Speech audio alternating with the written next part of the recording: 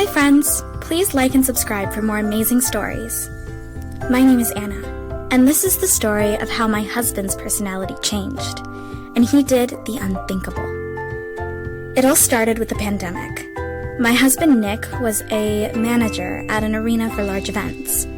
Without any crowds gathering, his company was losing money by canceling events and was forced to lay him off.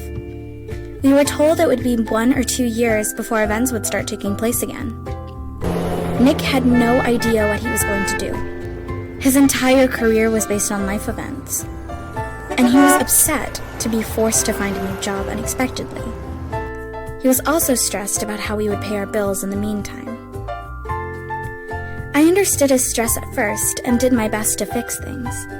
I helped him look for new jobs and made sure we saved as much money as possible.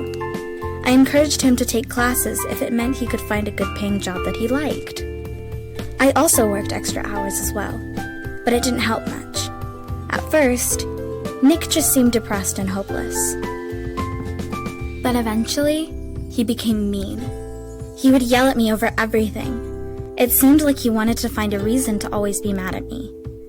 Also, because of the stay-home orders, we were stuck at home together for long periods of time. It seemed like everything I did bothered Nick, and only added to his unhappiness. It wasn't always like that. Nick used to be kind and attentive. He never used to seem annoyed when we spent a lot of time together, but his personality had changed so quickly. Especially one day when I accidentally burned our dinner, and he threw the plate of food at the wall.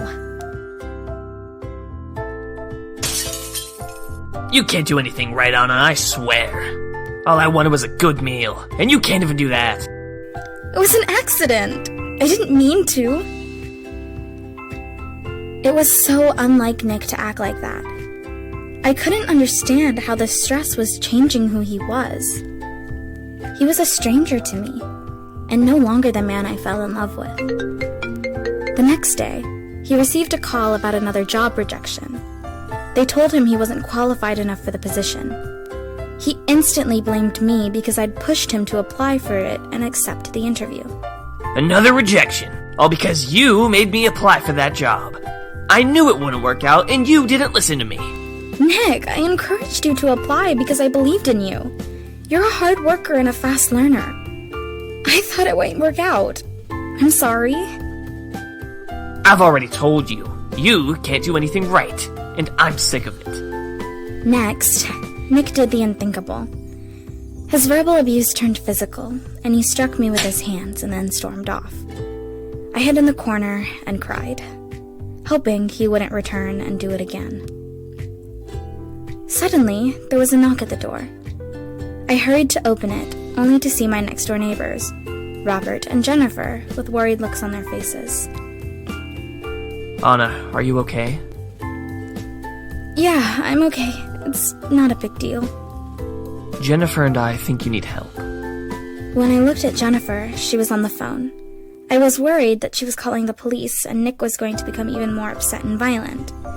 But a small part of me hoped she was calling them, so that they did take him away and I wouldn't have to worry about getting hurt anymore. Thank you. I really appreciate it. I was so grateful for Robert and Jennifer. It really seemed like they cared for me and wanted me to be safe. But then, Nick came outside. What's going on out here? You need to mind your business. You are abusing your wife, and we aren't going to let that happen. I was so scared Nick might hit me again. But just in time, the police showed up.